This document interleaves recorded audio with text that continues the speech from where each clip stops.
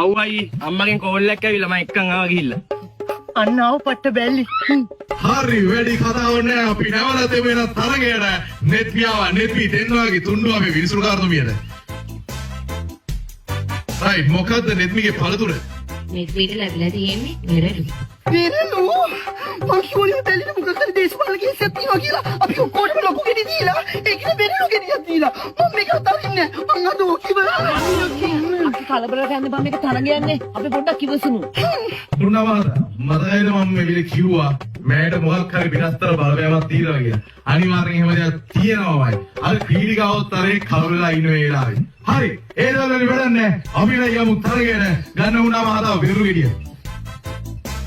විරු මල් එන්නනේ කයිද ගන්න මේක. වෙරළු නම් මොනවද අයියා?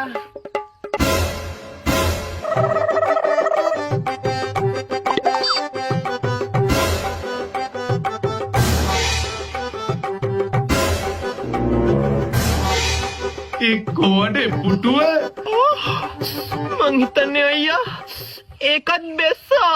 අනේ නෙත්නි මුළු ලොව ලෝබයි